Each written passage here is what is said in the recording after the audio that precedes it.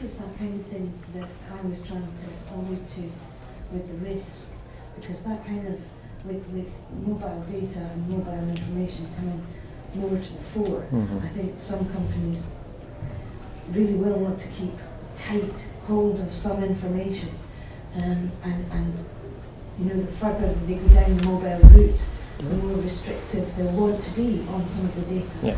And I think that's where companies are going to find it very, very difficult to tie data away, especially the commercially commercially sensitive information. Yeah. Because once it's out there, it's out Yeah. there, and I think that's where I think that the risk management is going to start tightening up Yeah. quite a bit.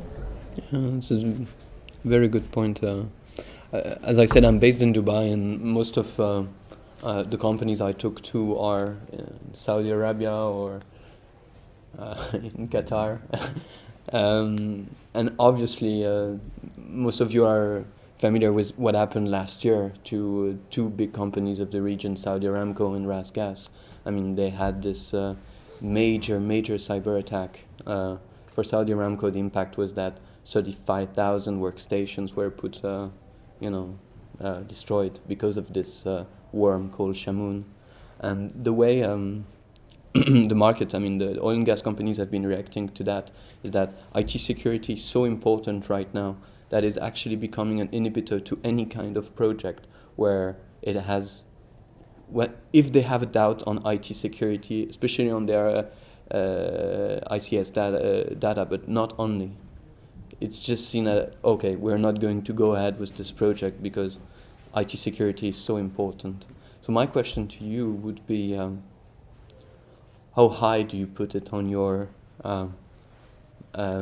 priority list? Is it something that is completely, whenever you have a doubt, there is no doubt and you don't go ahead with the project, or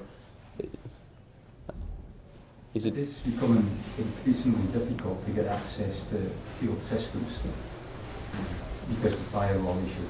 That security is very, very important to us. Okay.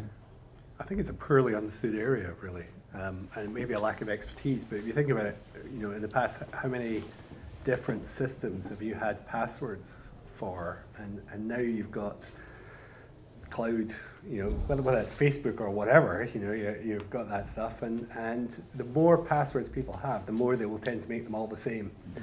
So it only requires a breach on one of them to give you a problem on lots of them. And this whole idea of federated security that runs across, whether it's your internal systems or your external systems, has really been parked while we only had the internal systems. And the thing about the Saudi Aramco stuff is they were all internal systems, really. There was no cloud activity or, it was penetration of an internal network. And really people have poorly understood the idea of security and how that should be managed in order to make it easy for people to be secure. That's where we need to be. It needs to be easy for you to keep yourself secure. And to some extent, this will be a differentiating topic. Statoil are already allowing people to log on to their systems using their Facebook credentials. Not all their systems, but parts of them get access to the data because it minimizes the number of passwords people have to remember. So that whole area will come up, I think.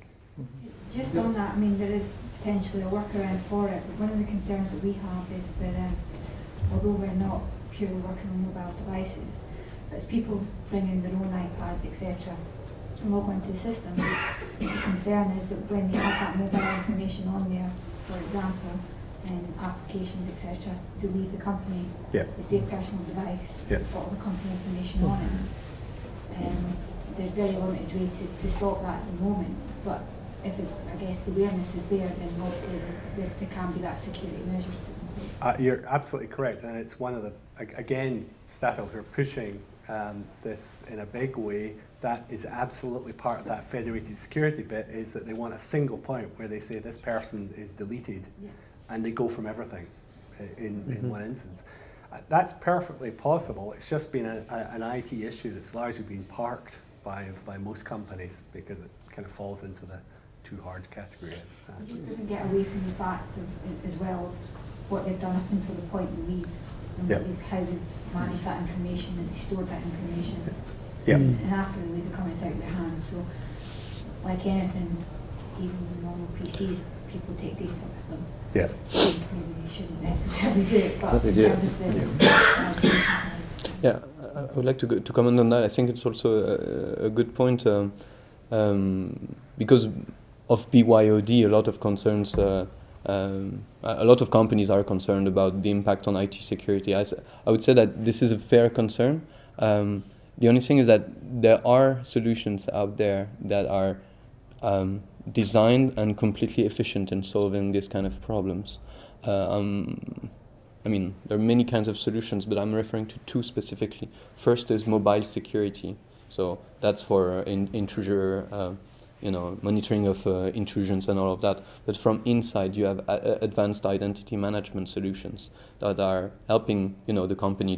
They just provide a platform for all of their employees. It's an application where you have to connect to that platform, and then you have access to the different the different applications.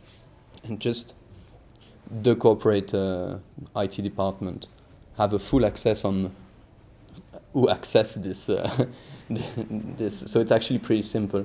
If an employee leaves the company, he just removes his access, and it's pretty painless, I think. So all you have to do is trust corporate IT.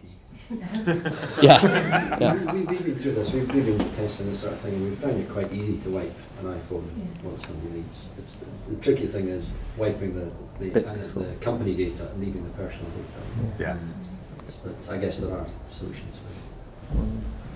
And just to add just one more thing, I think it's more of the cost of security itself and not a continuous cost the company is going to spend on securing the software. So you find the cost of securing a piece of mobile technology is more, cost of the security is more than the technology itself. So, and also the continuous cost which you have to spend in running update patches and all those things. I think that's more of what most of the company think about rather than taking on board the security itself. Taking on board the technology itself, but cost we're going to spend on securing that, continuing securing that technology. So it's back on the same lines as Arthur mentioned with the investment and return question. How much pain is it, and how much is it worth avoiding the pain? Yeah. I think that's probably going to come more to the fore. I think we're living in a little bit of a bubble when it comes to the Apple technology. Currently, the hackers are going for PCs currently, and I think that will change, and that's when people will start investing, if you like, in security in a big way. I think currently the Apple technology is an open book, as it were, and that's where the next danger is, in my personal opinion. If I